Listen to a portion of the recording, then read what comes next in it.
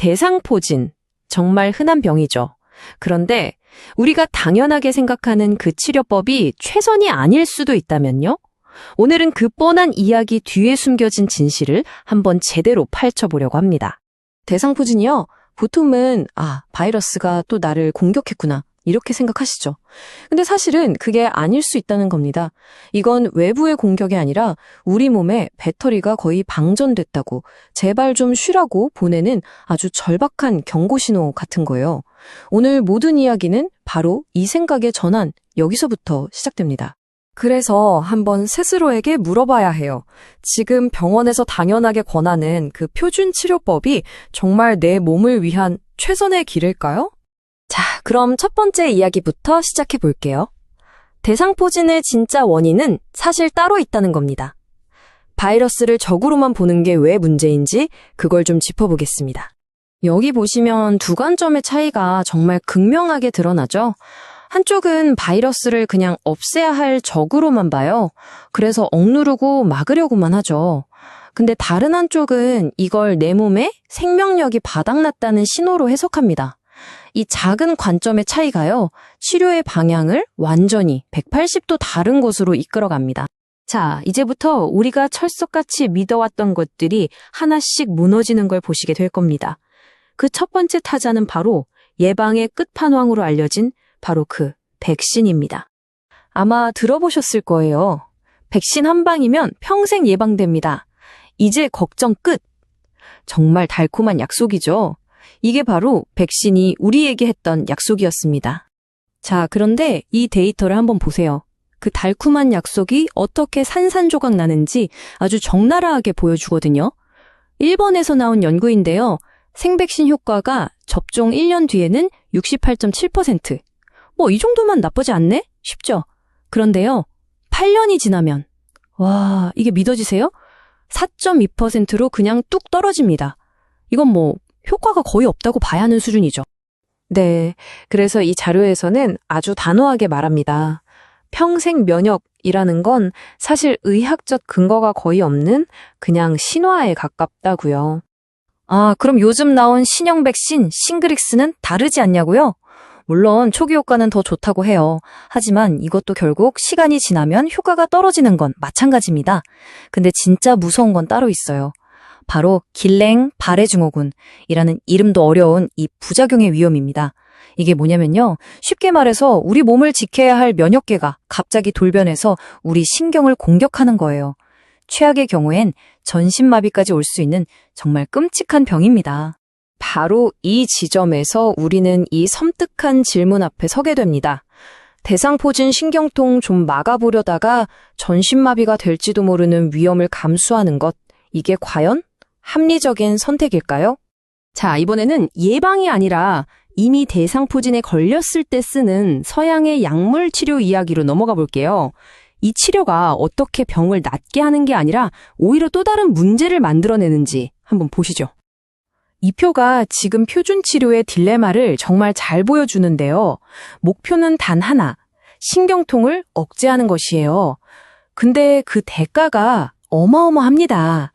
기억력이 사라지는 가짜 치매, 픽픽 쓰러지는 낙상 위험, 약 없이는 못 사는 중독, 그리고 신장 손상까지 배보다 배꼽이도 커지는 상황이 벌어질 수 있다는 거죠.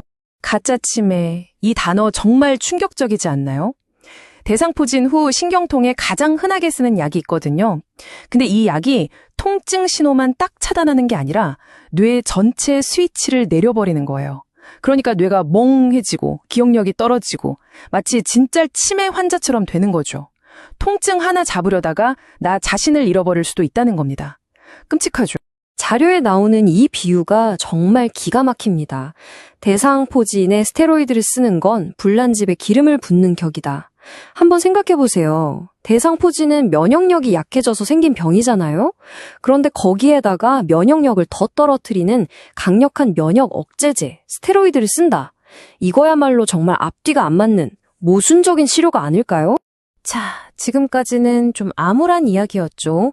이제부터는 파괴가 아닌 재건의 이야기로 넘어가 보겠습니다. 무작정 억누르는 게 아니라 우리 몸속부터 근본적으로 치유하는 완전히 다른 접근법, 바로 한방의학의 지혜입니다.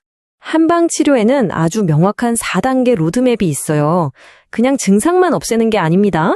첫 번째, 바닥난 우리 몸의 핵심 에너지, 정기라는 걸 꽉 채워주고요.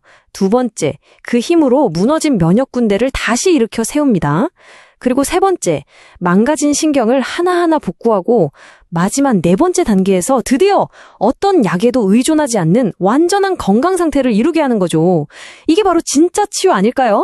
이게 그냥 기분 탓이나 느낌적인 느낌 이런 게 아니에요. 아주 과학적인 근거가 있습니다. 예를 들어 보중익기탕이라는 처방은 우리 몸의 최정의 특수부대인 NK세포 활성을 높인다는 게 이미 증명됐고요. 부자라는 약재는 끊어진 신경 케이블을 다시 이어주는 것 같은 역할을 한다는 게 밝혀졌어요. 즉, 환자 한 명 한 명의 몸 상태에 맞춰서 정밀하게 처방하는 근거 중심의 의학이라는 겁니다. 그리고 치료는 약으로만 끝나는 게 아니라 몸 전체의 구조를 봅니다. 예를 들어서 FCST 요법이라는 건요, 우리 몸의 중심축인 턱관절의 아주 미세한 뒤틀림을 바로잡는 거예요. 이걸로 뇌에서 척수로 이어지는 신경계 전체의 압박을 풀어주는 거죠. 여기에 침치료를 더해서 부작용 없이 통증을 조절하는, 말 그대로 몸 전체를 아우르는 통합적인 접근인 셈입니다. 자, 이제 거의 다 왔습니다. 지금까지의 이야기들을 종합해 봤을 때 우리는 어떤 길을 가야 할까요? 선택의 순간입니다. 우리 앞에는 이렇게 두 개의 길이 놓여 있습니다. 왼쪽은 억제와 차단의 길이에요. 약으로 증상을 겨우 덮어두면서 끊임없는 부작용과 의존성의 위험을 안고 가는 길이죠. 그리고 오른쪽은 회복과 재생의 길입니다. 내 몸이 스스로 치유할 힘을 되찾아서 결국엔 약 없이도 건강하게 살아가는 완전한 해방의 길입니다.